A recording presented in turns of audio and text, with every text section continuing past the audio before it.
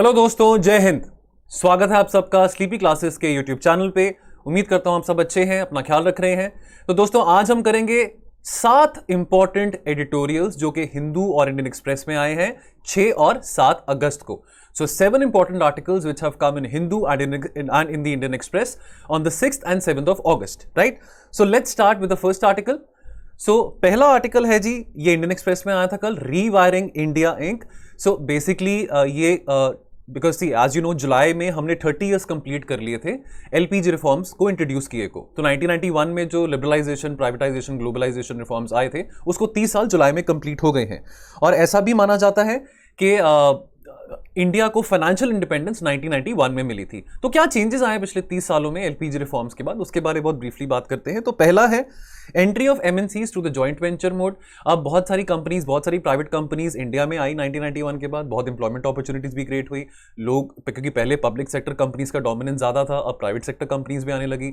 तो काफी कंपनीज ने जॉइंट वेंचर मोड के थ्रू, यानी कि मर्जर एक्विजिशन मोड के थ्रू इंडिया में ऑपरेट करना शुरू किया। तो ऐसा माना जाता है कि शायद इतनी जल्दबाजी में, बिकॉज एक्साइटमेंट बहुत थी इन फाइनेंशियल रिफॉर्म्स की, इन इकोनॉमिक रिफॉर्म्स की, तो मे भी सरकार ने इतनी ड्यू डिलिजेंस ना दिखाई हो ये सब मर्जर एक्विजिशंस में और जॉइंट वेंचर्स में। बट इन द हाइंडसाइड अगर देखें तो ये एक्साइटमेंट का कारण क्या था कि कंज्यूमर्स के पास ज्यादा चॉइसेस अवेलेबल होंगी अब, क्योंकि 1991 से पहले कंज्यूमर के पास ज्यादा चॉइसेस नहीं थी, उसके पास ज्यादा ब्रांड्स नहीं थे, उसके पास ज्यादा टेक्नोलॉजी नहीं थी कंज्यूमर्स के पास जिसमें से वो चूज कर सके। और आज हम देखते हैं कि हमारे पास हर एक चीज में, कोई भी चीज हमने बाय करनी है उसके लिए हमारे पास अनेकों ब्रांड्स हैं, कोई भी चीज हमारे पास ऑप्शंस बहुत ज्यादा हैं। तो may be in the hindsight ये क्विक स्पीडी जो मर्जर एक्विजिशन हुए, जॉइंट वेंचर्स हुए, कारण था कि consumer was the core of these reforms. ठीक है, सो उस जल्दबाजी में शायद इतना ड्यू डिलिजेंस नहीं हो पाया। दूसरा, Indian companies faced real competition from the Indian as well as the foreign companies. तो चाहे जो भी सेक्टर था, आईटी सेक्टर हो, फार्मास्यूटिकल हो, टेलीकॉम हो, बैंकिंग हो, इंश्योरेंस हो, तो काफी सारे प्लेयर्स अब आ गए थे हर एक सेक्टर में। क्योंकि 1991 से पहले क्या था, सिर्फ सरकारी सेक्टर था, सिर्फ पब्लिक सेक्टर अंडरटेकिंग्स थी और कोई कॉम्पिटिशन नहीं था। तो अगर कॉम्पिटिशन बढ़ता है तो कंज्यूमर के लिए अच्छा है, कंज्यूमर के पास बेटर ऑप्शन होगी चूज करने में से from the given brands, from the given options. So competition is good, because competition से जो प्रोडक्ट है, जो ब्रांड है, वो बहुत बेहतर डेवलप होता है। सो ये बात देखने को मिली 1991 के बाद। उसके बाद गवर्नमेंट इंडस्ट्री पार्टनरशिप, जो कि बिल्कुल पॉसिबल नहीं थी 1991 से पहले, राइट, बिकॉज सरकारी सेक्टर और प्राइवेट सेक्टर के बीच में दोस्ती नहीं थी, एक दूसरे को काफ़ी बुरी नज़र से वो देखते थे, राइट। इट वॉज डिस्पाइज्ड, बहुत बुरा माना जाता था एक बिजनेसमैन होना, और बिजनेस करना बहुत मुश्किल काम होता था 1991 से पहले। इतना आसान नहीं था जितना आज के टाइम पे है। आज के टाइम पे भी मुश्किलें हैं, बट खैर उस टाइम पे तो बहुत मुश्किल था। So the PPP, public private partnership, that became a reality. So उसके बाद अगर हम बात करें,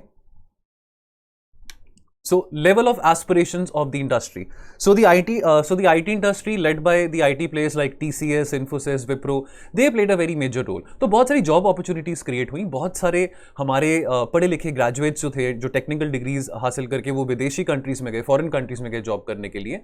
और ये कंपनीज ने ये भी दिखाया विश्व स्तर पर कि जो हमारे इंजीनियर्स हैं, जो हमारे मैनेजर्स हैं, वो भी बहुत केपेबल हैं और कहीं पे भी वो काम कर सकते हैं और बहुत उनमें टैलेंट है, राइट। सो ये एक बेनिफिट था ये एलपीजी रिफॉर्म्स का कि ग्लोबलाइजेशन के चलते काफ़ी सारे लोग बाहर जाके, विदेशी कंट्रीज में जाके उन्होंने काम करना शुरू किया, चाहे वो आईटी सेक्टर था, चाहे वो फार्मास्यूटिकल था, चाहे वो बैंकिंग था, फाइनेंस था, एटसेट्रा, राइट। उसके बाद एंटरप्रेन्योरशिप का कल्चर शुरू हुआ, बिकॉज उससे पहले बहुत कम प्लेयर्स थे जो कि बिजनेस कर सकते थे, बिकॉज बिजनेस करना ही बहुत मुश्किल काम होता था 1991 से पहले। लेकिन हमने देखा कि बहुत सारे एमएसएमई प्लेयर्स आगे आके 1991 के बाद उन्होंने अपने बिजनेसेस खोले, राइट। उसके कारण बहुत इंप्लॉयमेंट अपॉर्चुनिटीज भी क्रिएट हुई। इंफ्रास्ट्रक्चर की बात करें तो पहले इंफ्रास्ट्रक्चर का जो डोमेन था वो सिर्फ पब्लिक सेक्टर के पास था। अब हमने पीपीपी कंसेप्ट भी सुना, public private partnership. So public private partnership के बेसिस पे काफी इंफ्रास्ट्रक्चर डेवलपमेंट हुआ और अभी भी चल रहा है, राइट। बैंकिंग की बात करें तो reforms of 1991 that give birth to a new private sector bank, HDFC bank. So ये बैंक, इससे पहले जितने भी बैंक थे सारे नेशनलाइज थे, सारे सरकारी बैंक्स थे। तो प्राइवेट बैंकिंग का कल्चर भी एलपीजी रिफॉर्म्स के बाद शुरू हुआ। तो सबसे पहला प्राइवेट बैंक था एचडीएफसी बैंक। चलिए अगला आर्टिकल है जी, ये हिंदू में आया है, ये आज आया है, South Asia's emerging digital infrastructure, right. So ये किस कंटेक्स्ट में बात करता है? कंटेक्स्ट है that the digital dividend in South Asia via e commerce. अब जैसे कि हम जानते हैं कि South Asia is one of the world's poorest regions, right. Unlike South East Asia और अनलाइक यूरोप और may be even the Middle East, South Asia का जो इकोनॉमिक पैरामीटर्स हैं इतने ज़्यादा डेवलप नहीं है, right.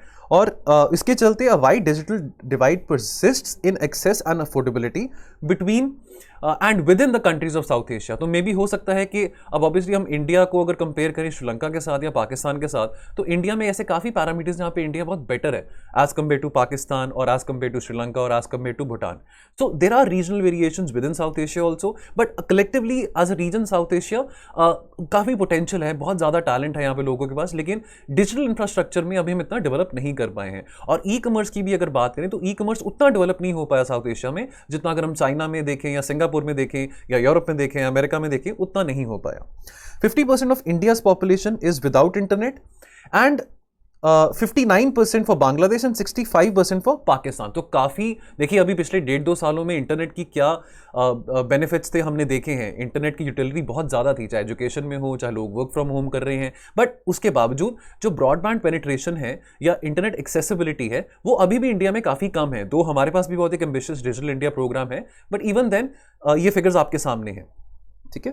So children also were at the receiving end because with 88% lacking access to internet, because बहुत सारे बच्चों के पास इंटरनेट नहीं है। जैसे हमने लास्ट क्लास में भी डिस्कस किया था कि बहुत सारे बच्चों के पास स्मार्टफोन्स नहीं है, उनके पेरेंट्स नहीं अफोर्ड कर सकते उनको डिवाइसेस लेके देना। तो तकरीबन 88 से 90% बच्चे जो हैं उनके पास इंटरनेट नहीं है। और खास करके अगर हम रूरल और ट्राइबल एरियाज की बात करें वहाँ पे और भी बुरा हाल है। Many South Asian firms failing to embrace the e commerce और other cloud based technologies have not been able to survive this chaos caused by the pandemic. So resistance to change has led to the their worries and their miseries in this pandemic times. So harnessing digital dividend. तो कैसे हम digital dividend को tap कर सकते हैं, कैसे हम इस पोटेंशियल को और ज़्यादा बेहतर तरीके से टैप कर सकते हैं। सो डिजिटल ट्रांसफॉर्मेशन ग्लोबल स्तर पे हो रहा है with the adoption of advance technology such as cloud computing, artificial intelligence, internet of things, big data etcetera, right. उसके बाद अगर हम एशियान की बात करें, जो साउथ ईस्ट एशियन कंट्रीज हैं, वहाँ पे Singapore, Japan, South Korea, they recognized as the global technological hubs, right. So वो भी हमारे एशियन नेबर्स ही हैं, ठीक है। सो अगर साउथ ईस्ट एशिया में इतना हो सकता है तो why not in South Asia, right. So south Asia में जो कॉन्फ्लिक्ट्स हैं, जो डिस्प्यूट्स हैं बिटवीन नेशंस, उसको रिजॉल्व करके एक इंटीग्रेटेड अच्छा ट्रेड ब्लॉक क्यों नहीं बन सकता वो। China's e-commerce industry is set to reach $3 trillion by 2024. $3 trillion. That is more than the size of GDP of India. E-commerce could drive the post-pandemic growth in South Asia, providing new business opportunities and access to larger markets. So, market की तो कमी नहीं है south Asia में. India itself is a very big market, right? So, e commerce का बहुत potential है. E commerce के पोटेंशियल की बात हम पिछले 7-8 सालों से करते आ रहे हैं, लेकिन ई कॉमर्स अभी इतना एफिशिएंटली इंटीग्रेट नहीं हो पाया, खास करके अगर हम साउथ एशियन रीजन की बात करें, राइट. तो पोटेंशियल ई कॉमर्स में है to create 1 million jobs by 2030 and this can be worth $200 billion by 2026. So still very far from $3 trillion जैसे चाइना की बात करी गई है, but even then that is also quite a big number. So Digital Bangladesh Vision 2021, this envisages transforming Bangladesh into a prosperous digital society. जैसे हमारा digital India programme है, तो वैसे इनका डिजिटल बांग्लादेश विजन प्रोग्राम है बांग्लादेश में. पाकिस्तान में अगर बात करी जाए तो पाकिस्तान का जो डिजिटल फाइनेंशियल सेक्टर है वो थोड़ा जीडीपी को बेटर बूस्ट कर सकता है बाय 7% अगर faster payment gateways, lower cost and fast track licensing are put in place. तो अगर वो ये डिजिटल इंफ्रास्ट्रक्चर अपने फाइनेंशियल सेक्टर में भी लेके आ पाए तो उनकी जीडीपी को बहुत बूस्ट मिल सकता है. So on a whole South Asian region के लिए बहुत अच्छा है. So what is the way forward? Investments की बहुत ज़्यादा ज़रूरत है अगर डिजिटल इंफ्रास्ट्रक्चर को एक अपथ्रस्ट देना है, राइट. सो इंडिया अलोन, यहाँ पे लिखा गया है that needs an annual investment of $35 billion to be in the top 5 to be in the top 5 global digital economy. Then the regulatory roadblocks, they need to be addressed as the e-commerce regulations are very weak in South Asia, right? So there is no digital revolution without universal digital literacy. ये बहुत जरूरी है और भारत सरकार की बहुत कोशिश भी है कि डिजिटल लिटरेसी को बहुत प्रमोट किया जाए डिजिटल मिशन के तहत. सो इस पे और एम्फसाइज करना पड़ेगा, तभी अगर सब डिजिटली लिटरेट होंगे, उनको पता होगा कैसे स्मार्ट डिवाइसेस ऑपरेट करने हैं, कैसे लैपटॉप्स ऑपरेट करने हैं, तभी इस डिजिटल ट्रांसफॉर्मेशन का एक होलिस्टिक फायदा हो पाएगा, right. So in South Asia, only a third of the inter-regional trade potential has been exploited till date. So around $23 billion in revenue हमने lose out कर दिया है because of so many conflicts happening between the South Asian countries, because of so much political instability, turmoil, violence, terrorism. So ये जो opportunity है हम loose कर जाएंगे अगर ऐसा चलता रहा आगे जाके। South Asia has the potential to emulate the European Union's digital single market proposal. So ऐसा काफी कॉलमिस्ट ने बात कही है कि जैसे यूरोपियन यूनियन एक ब्लॉक है, कितना वेल इंटीग्रेटेड है, चाहे उनके बीच में अपनी डिफरेंसेस होंगे, उनके बीच में हर एक कंट्री के बीच में डिफरेंसेस रहते हैं, तो कैसे हम एक साउथ एशियन ब्लॉक भी ऐसा एफिशिएंटली बना सकते हैं। साफ्टा की बात की गई थी, South Asian free trade agreement की बात की गई 2007 में। सो अभी that still has to see the light of the day. चलिए अगला है जी स्टेट ऑफ फूड इनसिक्योरिटी। ये आर्टिकल इंडियन एक्सप्रेस में आया था, कल आया था ये। सो बेसिकली एक रिपोर्ट आई है, state of food security and nutrition in the world, so SOFI, that is the abbreviation for it. So this is release by these 5 organizations. So ये प्रीलिम्स पॉइंट ऑफ व्यू आपके लिए important है। कई बार ऐसा question आ जाता है कि कौन सी बॉडी ने ये रिपोर्ट बनाई है, so this report is published by which body. So for prelims point of view this is important to know. अब ये रिपोर्ट की क्या ऑब्जर्वेशन थी वो बात करते हैं। सो इस रिपोर्ट की ऑब्जर्वेशन थी that the pandemic and failure, so pandemic के टाइम पे जो स्टेट, जो लाइक एज अ नेशन क्या फेलियर रहा इंडिया का to mitigate the adverse effects of this pandemic as far as food insecurity and hunger is concerned. So severe food insecurity in India, so severe food security in India that rose by 6.8% in 2018 to 20। ठीक है, तो इसमें 2018 to 20 का जो period है वो pandemic से पहले का भी आ जाता है। तो साउथ एशिया की बात करें अगर अकेले की, तो south Asia alone accounts for 36% of global food insecurity, that is almost 1/3 of the world. ठीक है, सो 1/3 of global food insecurity is in South Asia. Now, food insecurity presented in the SOFI report are based on 2 globally accepted indicators or parameters. ठीक है, तो पहला है POU यानी कि prevalence of undernourishment, so proportion of people suffering from chronic deficiency of calories. ठीक है, और दूसरा prevalence of moderate and severe food insecurity, PMFSI. So this ये क्या करता है ये parameter, this captures the people's experiences of food insecurity such as कि वो कम खा रहे हैं, they are modifying their diet pattern because of उनके पास रिसोर्सेज नहीं है, फाइनेंशियल रिसोर्सेज नहीं है, they are skipping meals because they are poor. So all these factors. Now why is this concerning, ये चिंता का विषय क्यों है?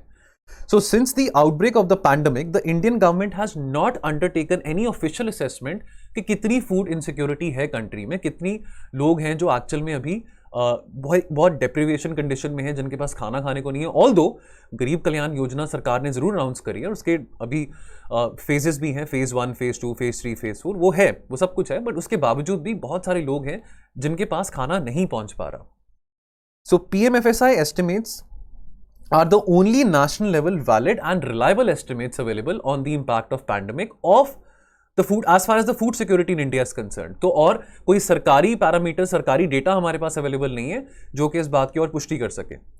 As a result of the pandemic related disruptions, food insecure people have increased from 43 crore to 52 crores। That is quite a lot। That is quite a lot। यानी कि 10 करोड़ तकरीबन सिर्फ 1-1.5 साल में और ज्यादा फूड इनसिक्योरिटी में आ गए because of the pandemic. So conclusion, so India एक सेल्फ सफिशिएंट नेशन है। अब वो 1960s का टाइम नहीं है जब इंडिया को अमेरिका से कॉर्न या वीट इंपोर्ट करना पड़ता था।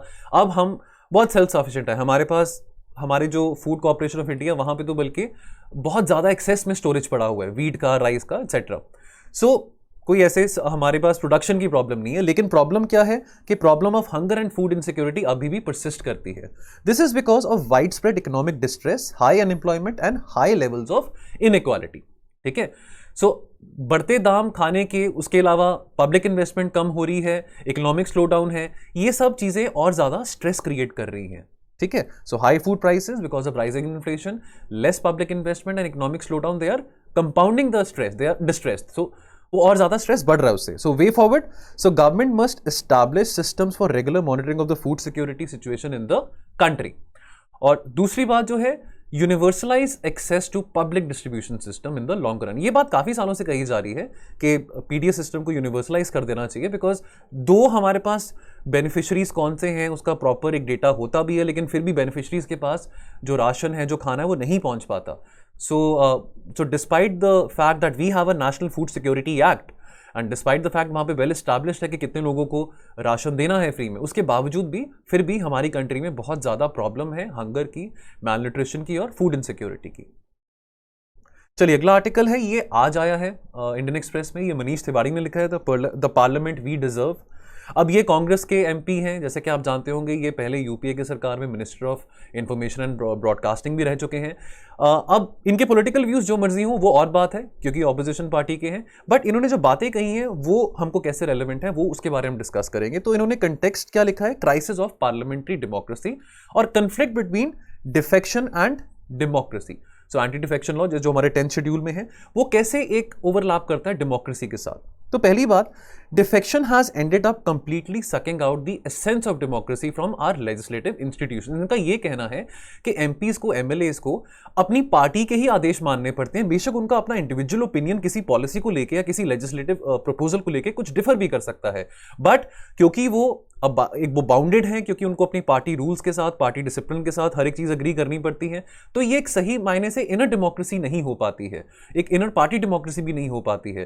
बिकॉज अगर एक मेंबर ऑफ पार्लियामेंट या मेंबर ऑफ लेजिस्लेटिव असेंबली अपनी पार्टी के विरुद्ध कोई स्टैंड लेता है तो उसको पार्टी से निकाल दिया जाता है under this anti defection provisions. So MPs and MLAs are precluded from exercising their wisdom in terms of their conscience, common sense and constituency interest. तो उनकी कॉन्स्टिट्यूएंसी में जो जिन लोगों ने अगर किसी एमपी को, एमएलए को इलेक्ट किया है, तो उनके जो कंसर्न्स हैं, उनकी जो चिंताएं हैं, तभी करके तो लोग इलेक्ट करते हैं अपने एरिया में से किसी एमपी को या एमएलए को, ताकि वो उनके जो विषय हैं, जो कंसर्न्स हैं, जो उनको बॉदर करते हैं लोगों को, उनकी कॉन्स्टिट्यूएंसी में वो जाके आगे रिप्रेजेंट कर सके, चाहे विधानसभा में चाहे पार्लियामेंट में। तो उनका ये मानना है कि एमपीज और एमएलएस अपनी विजडम एक्सरसाइज नहीं कर पाते हैं और उनके जो कॉन्स्टिट्यूएंसी का जो इंटरेस्ट होता है उसको आगे नहीं रख पाते, उनको अपने पार्टी के इंटरेस्ट को ही ऊपर रखना पड़ता है। Political party that gives any person a ticket to contest on its symbol exerts complete control over their mind and soul. So political parties का कहना है कि आपका माइंड भी हमारा है, आपकी आत्मा भी हमारी है, तो जो आप वही करेंगे जो हम कहेंगे आपको करने के लिए। अगर नहीं करेंगे तो you can, leave the party, you can quit the party, or we'll throw you out of the party. So if electoral preferences were meant to be exercised by an individual elector, then why is legislative power residing in a political party? देखिए हम क्यों vote करते हैं? अब हम अगर कोई नौकरी पेशा करते हैं, अपना काम करते हैं, तो हमारे पास वो समय नहीं है कि हम पार्लियामेंट में जाके लेजिस्लेटिव प्रपोजल्स बना सकें। तो हम ये ड्यूटी, हम ये जिम्मेवारी हमारे इलेक्टेड रिप्रेजेंटेटिव्स को देते हैं, चाहे वो एमएलएज हैं चाहे वो एमपीज हैं, कि वो ये काम आगे जाके बेहतर कर सकें, वो हमारे एरिया के, हमारे मोहल्ले के, हमारी सिटी के, हमारे स्टेट के इश्यूज को पार्लियामेंट पे, विधानसभा में डिस्कस कर सकें, राइट। तो ये तो पावर हमको कॉन्स्टिट्यूशन ने दी है कि हम वोट कर सकते हैं, we have the power to exercise the vote, universal adult suffrage है हमारी कॉन्स्टिट्यूशन में। लेकिन जो लेजिस्लेटिव पावर है वो किसी पॉलिटिकल पार्टी की आइडियोलॉजी में क्यों रिजाइड करे? ये तो फिर कंफ्लिक्ट हुआ ना कॉन्स्टिट्यूशन वैल्यू से और जो एक्चुअल में हो रहा है। सो पार्लियामेंट्री इमेच्योरिटी, सो ये एक बहुत कॉमन सीन्स है जो हमने देखे हैं, टीवी पे आते रहते हैं कि जो पार्लियामेंटेरियंस हैं एक दूसरे के ऊपर कुर्सी मार रहे हैं, गाली गलौज कर रहे हैं, हवा मचा रहे हैं, किसी कंस्ट्रक्टिव पॉलिसी पे डिस्कशन नहीं हो रहा, डिबेट नहीं हो रहा, और जो डिस्कशन और डिबेट है वो फिर न्यूज़ चैनल्स पे या सोशल मीडिया पे, जो कि ठीक है, अच्छी बात है अगर सोशल मीडिया पे किसी लेजिस्लेटिव प्रपोजल को डिस्कशन किया जा रहा है, लेकिन सोल्यूशन जो है या कंस्ट्रक्टिव डिबेट जो है वो at the floor of parliament होना चाहिए, ठीक है, ना कि सड़कों पर। So hardly any bills get refer to the parliamentary standing committee. ऐसा पिछले 8-9 सालों से देखा जा रहा है कि बिल्स उस स्टेज तक जाते ही नहीं हैं फर्दर डिस्कशन में या further scrutiny of the legislative proposal में, ताकि उसको और स्क्रूटनाइज किया जा सके। No motivation for the MPs to make better laws for the country. अगर उनको हर एक बात अपने पॉलिटिकल पार्टी के मेंटर की माननी है या पार्टी विप की माननी है या पार्टी के हिसाब से चलना है, तो उनके पास तो फिर कोई अथॉरिटी रही नहीं कि वो भी कुछ सजेशन दे सकें कि लॉज में बेटरमेंट आ सके या उनकी कॉन्स्टिट्यूंसी को कोई चीज़ें केटर कर सके। So legislators have no interest in burning the midnight oil, reading bills, and वो अपने जो उनके पर्सनल असिस्टेंट्स हैं, पर्सनल सेक्रेटरीज हैं, उनको वो दे देते हैं बिल पढ़ने के लिए, आप पढ़िए किसमें क्या है क्या नहीं है और हमको कल सुबह तक बता देना। तो वो इंटरेस्ट लेते ही नहीं है। अगर आपको वोट किया गया है डिबेट करने के लिए, मुद्दों लेजिस्लेटिव इश्यूज को फॉर्मुलेट करने के लिए, अगर आप इस तरह का एक लापरवाही दिखाएंगे, if you show such a complacent attitude, then there is no point of view being an MP or an MLA. So they should take in, उनको अपना टाइम निकाल के प्रस्ताव को पढ़ना चाहिए, उसमें क्या अच्छी बातें हैं क्या बुरी बातें हैं, ताकि वो एक इन्फॉर्म्ड ओपिनियन बना के in the floor of the house वो डिस्कस कर सकते हैं उन इश्यूज को, ठीक है। उनको सिर्फ इंसेंटिव क्या है कि हाउस की जो मीटिंग्स है उसको डिस्टर्ब करना है, कैसे हमने लोकसभा में, राज्यसभा में शोर मचा के, हवा मचा के हमने प्रोसीडिंग्स को डिस्टर्ब करना है। सो स्टेट लेजिस्लेचर्स और भी उनकी सिचुएशन खराब है, दैट वो तो मिलते ही 1 महीने से कम के लिए मिलते हैं 1 साल में, ठीक है। उनका जो विधानसभा का सेशन होता है 1 महीने से भी कम का होता है 1 साल में, वहाँ पे और भी बुरा हाल है। सो कॉन्स्टिट्यूएंट्स यानी कि जो इलेक्टर्स हैं do not want to look at the merits of any laws. उनको भी अब जो कॉन्स्टिट्यूंसी लोग हैं वो भी अब परेशान हो चुके हैं। वो भी अब कहते हैं कि तमाशा बना हुआ है, सब ड्रामा चल रहा है टीवी पे, पार्लियामेंटेरियन एक दूसरे को मार रहे हैं, सब कुछ कर रहे हैं, ठीक है, गाली गलौज कर रहे हैं, कुछ कंस्ट्रक्टिव डिस्कशन नहीं हो रहा वहाँ पे। सो एज अ रिजल्ट जो कॉन्स्टिट्यूएंट्स हैं वो भी अपना इंटरेस्ट अब खो चुके हैं किसी भी पॉलिसी को स्क्रूटनाइज करने में, डिस्कस करने में। और MPs they use their political influence not in parliament, जहां पे करना चाहिए while debating legislations, but to swing contracts for local development और वर्क टुवर्ड्स देयर फेवरेट और फेवर्ड बैकर्स, यानी कि अपने लोगों का कैसे फायदा हो सके, कैसे कोई ऐसे प्रोजेक्ट्स हैं, may be real estate projects हों या कोई ऐसे स्टेडियम्स हों जहाँ पे खुल सकें, ताकि जहाँ पे उनके ही बंदे इन्वॉल्व हों, ठीक है, जिन्होंने उनको पैसा दिया हो, डोनेशन दी हो उनके इलेक्शन के टाइम पे, तो वो फिर फेवरेटिज्म प्रमोट करते हैं, बजाय कि उनको पार्लियामेंट में अपना दिमाग लगा के एक कंस्ट्रक्टिव पॉलिसी मेकिंग टुवर्ड्स जाना चाहिए। कंक्लूजन, तो इतने सारे crore, thousands of crore are being spent on election cycles every year. देखिए एक साल में एट एन एवरेज 4 या 5 इलेक्शन तो होते ही होते हैं, ठीक है। India is always in an election mode, India is always in a campaigning mode, ठीक है। सो उसके अगर इतने सारे पैसे वेस्ट हो रहे हैं इलेक्शंस में, उसके बाद अगर लेजिस्लेचर जो है, चाहे विधानसभा हो चाहे पार्लियामेंट हो, अगर फंक्शनली नहीं है तो ऐसी इस लेजिस्लेचर्स का क्या फायदा फिर तो। So India can very well function with a directly elected executive. ये बात ये सरकास्टिकली बोल रहे हैं कि अगर ऐसा ही है तो फिर इंडिया को फंक्शन करने दो, एक डायरेक्टली इलेक्टेड एग्जीक्यूटिव है और एक जुडिशरी है, देखने के लिए भी कहाँ पे ओवर रीच हुआ है, कहाँ पे नहीं हुआ, तो लेजिस्लेचर्स का तो फिर कोई रोल ही नहीं रहा फिर तो, अगर ऐसे ही चलता रहा आगे जाके। So vital legislation has a bearing on India's future and that needs to be deliberated with a lot of seriousness. So मजाक नहीं होना चाहिए, सीरियसली पॉलिसीज को डिबेट करना चाहिए। कोई भी अगर दो पार्टीज के बीच में अपने मतभेद और डिफरेंसेस हैं वो भी रिजॉल्व किए जा सकते हैं, लेकिन पॉलिसी मेकिंग को एक मजाक के फॉर्म पे नहीं लेके जाना चाहिए कि जल्दबाजी में बिल्स पास हो रहे हैं और जो ऑपोजिशन है वो वहां पे प्रेजेंट ही नहीं है।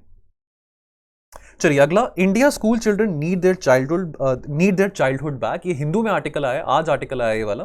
सो इसमें क्या बात करी गई है? सो ऑब्वियसली जैसे कि आप जानते हैं कि स्कूल्स बहुत टाइम से बंद है, 2 साल से स्कूल्स बंद है, बट ये कब तक? Now the question is till when can the schools be closed, because after all small children they are losing on their childhood, their school life and their education also, because इनका जो education structure है वो different है as compared to college, universities and etc और maybe other competitive entrance examination, वो different बात आ जाती है। schools में माहौल different होता है, ठीक है। तो we need to stop asking कि schools अब safe हैं कि नहीं है and start acknowledging that we have to start the schools। after all एक WHO और AIMS का सीरो सर्वे भी हुआ था जिसमें ये बात की गई थी that 50%, more than 50% of the children in some areas and more than 80% of children from both urban and rural areas they have antibodies। तो सेफ है, कोई बात नहीं, मतलब उनको ऑलरेडी हो सकता है इन्फेक्शन अपने पेरेंट्स के थ्रू या किसी और के थ्रू पास ऑन हो चुकी हो, उनके अंदर एंटीबॉडीज डेवलप हो गई हो, मे बी उनको इतना सिवियरली प्रॉब्लम नहीं आई थी, but now it is high time that the school should be started. अब थर्ड वेव आया या फोर्थ वेव, ऐसे अब 2-3 साल तो नहीं बैठ सकते ना कि स्कूल्स बंद रहेंगे तब तक। So many countries in which parents जो हैं, या अब देखिए मॉल्स खुल गए हैं, पार्टीज हो रही हैं, ठीक है, हर चीज़ कमर्शलाइज जो है वो सब खुली हुई है, तो स्कूल्स क्यों नहीं खुल सकते हैं? अगर बच्चे पार्टीज में जा सकते हैं, क्लब्स में जा सकते हैं, मूवीज देखने जा सकते हैं, खाना खाने उनके पेरेंट्स कहीं बाहर जा सकते हैं, तो ऐसा क्यों है कि पेरेंट्स अगर बाहर खाना खाने जा रहे हैं बट उनका 7 साल का बच्चा स्कूल नहीं जा रहा? सजेशंस यहाँ पे क्या दिए गए हैं? तो पहली बात तो engage the relevant experts to undertake the public campaign so that वो स्कूल स्टाफ और पेरेंट्स को सबको इस बात के लिए अवेयर कर सके, सुचेत कर सके that there is a low risk of transmission in schools. उसके बाद जो भी स्कूल का स्टाफ है, टीचर्स हैं और जो भी स्टाफ इन्वॉल्व है स्कूल में, ये इंश्योर करना चाहिए कि वो सब वैक्सीनेटेड हैं। देखिए बच्चे तब सेफ हैं जब बड़े वैक्सीनेटेड हैं। अगर बड़े लापरवाही करेंगे तो उसमें बच्चों की गलती नहीं है, फिर बच्चों को सफर नहीं करना चाहिए अगर हम बड़े लापरवाही करें यहाँ पे अपने आप को वैक्सीनेट ना करके, ठीक है। Encourage parents to be ever vigilant and keep a check, और अगर उनका बच्चा बीमार है, if he is sick from a long time, तो उसको स्कूल मत भेजो। अगर ऐसा कुछ डर है आपको कि इन्फेक्शन हो जाएगी, उसको कुछ टाइम के लिए स्कूल मत भेजिए, बट डजंट मीन कि सारे बच्चे स्कूल ना जाएं। सो उसके बाद अगेन जो पेरेंट्स को डर है, भी चिंता है कि अपने बच्चों को स्कूल नहीं भेजना, तो कोई बात नहीं, वो घर बैठ के एक हाइब्रिड एजुकेशन सिस्टम भी फॉलो कर सकते हैं। उनके बच्चे घर बैठ के ऑनलाइन एजुकेशन भी कर सकते हैं, बट साथ के साथ ऑफलाइन एजुकेशन भी चलती रहनी चाहिए। Formulate and issue guidance on COVID-19 protocols to be adopted by the school, and उसके बाद there has to be a lot of trust among government, schools and citizens, ठीक है। चलिए अगला जी आर्टिकल ये हिंदू में कल आया था। So this talks about the India Nepal flood management which needs course correction. So आपको जैसे कि पता है कि सौरव बिहार, कोसी रिवर को हम सौरव बिहार कहते हैं, ठीक है। बिहार में फ्लड्स की प्रॉब्लम बहुत ज़्यादा कॉमन है और बहुत ज़्यादा रैम्पेंट है, स्पेशली नदन अगर बिहार की हम बात करें। और जैसे आप जानते हैं बिहार और नेपाल भी दे शेयर द बॉर्डर्स, ठीक है। So department of water resources government of Bihar का ये कहना है that 76% of the population in north Bihar faces the recurring threat of flood devastation। हर साल वहां पे फ्लड्स की प्रॉब्लम रहती है।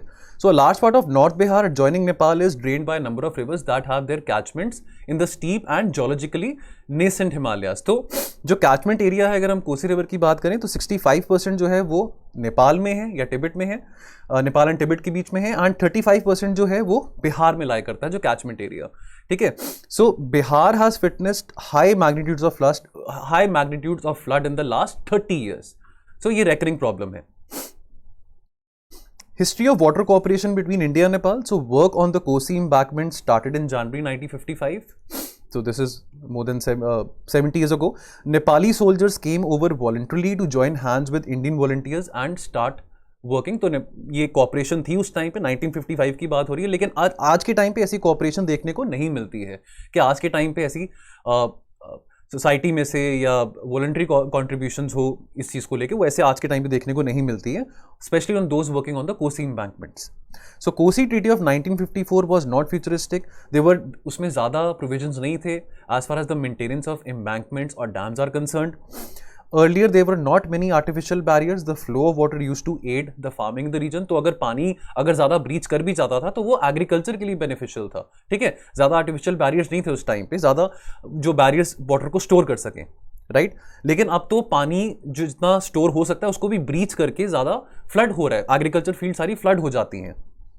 सो 1954 एग्रीमेंट ये रिवाइज किया गया था 1966 में, that which was reach between India and Nepal over the Kosi project. The construction, repair and maintenance of the barrage located in Nepal has been Bihar responsibility for which the state is reimbursed by the centre. But ये अभी इतना actively engagement नहीं हो रही है between the Bihar government और with the Nepal government. So concerns regarding Kosi, so deposition of stone, sand, silt and sediment has led to the river beds rising। और इसके साथ साथ जो because of the deposition of stone, sand and silt etc, इसके साथ साथ जो river Kosi है उसका जो कोर्स है वो 100 किलोमीटर और ईस्टवर्ड्स हो गया। अगली स्लाइड में आपको मैं मैप में दिखाता हूँ, ठीक है। और जो आयरॉनिकली जो फ्लड अफेक्टेड रीजन्स हैं because of the Kosi river, they also face the issue of drought and a sinking water table, ठीक है। तो बारिश पड़ती तो खूब पड़ती है, लेकिन जब अकाल आता है तो भी बहुत भयंकर तरीके से फेमाइन और अकाल आता है, वहां पे ड्रॉट पड़ता है। So way forward, India Nepal need to reestablish water cooperation as a common cause. So they need to be serious about this thing. जो भी उनके बीच में अपने पॉलिटिकल डिफरेंसेस हो, इंडिया नेपाल के बीच में अभी हाल ही में ज़्यादा रिलेशन अच्छे नहीं हैं, कुछ अगर 1-1.5 साल की बात करें, देखा जाता है कि नेपाल ज़्यादा चाइना के क्लोज आ रहा है। But leaving all that apart, they need to work constructively on this front. And India Nepal also need to be in dialogue to end the crisis of flooding every year. तो जैसे कि आप ये map में देख सकते हैं, this is the new course of Kosi river. So ये टाउन्स हैं सुपौल, माधेपुरा, सहरसा, खगड़िया, कुर्सेला, पूर्णिया, अररिया। यहाँ पे फ्लड का डेवस्टेशन ज़्यादा पाया गया है because of the Kosi river जब लेवल ब्रीच कर जाता है।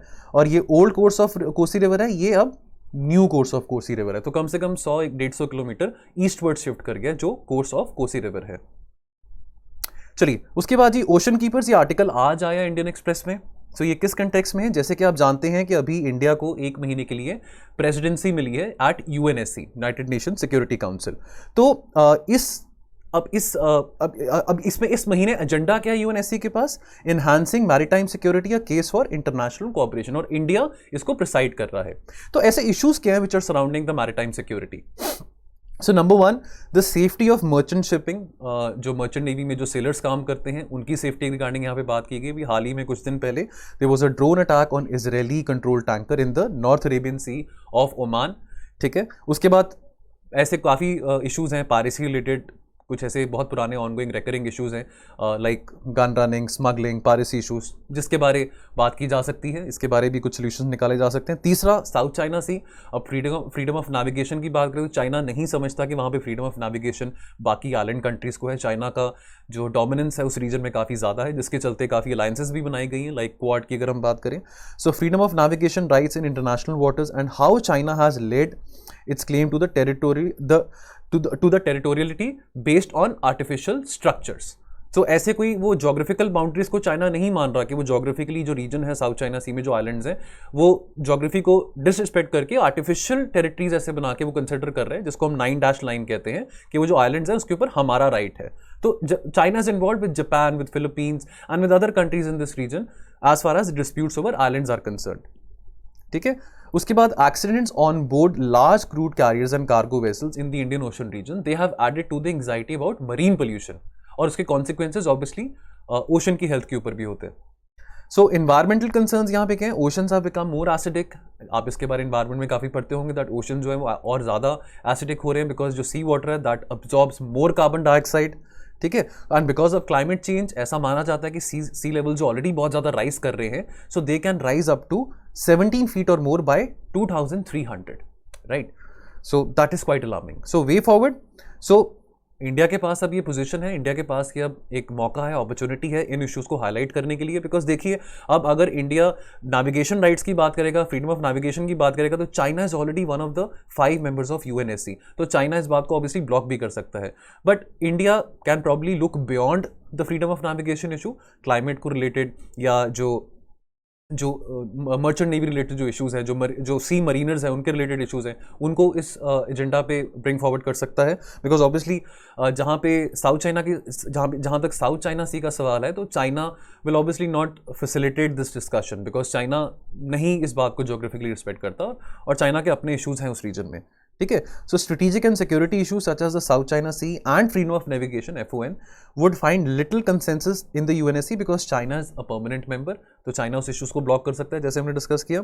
Focus on the global good, so welfare of seafarers who are the sinews of the global merchant marine, इनको लेके ऐसी पॉलिसीज बननी चाहिए, इनकी सेफ्टी को लेके, इनके जो भी कंसर्न्स हैं उसको लेके यहाँ पे बात की जा सकती है as far as the merchant shipping is concerned, and advocating correlation of globalization, blue economy and the health of the Indian ocean, ताकि जो ओशन की हेल्थ है, ओशन का जो इकोसिस्टम है वो वेल प्रोटेक्टेड रहे। चलिए, so this is it for today guys. सो मिलते हैं अगले हफ्ते और एडिटोरियल एनालिसिस के साथ। अपना ख्याल रखिए जी, take care, stay healthy, stay safe. जय हिंद, थैंक यू।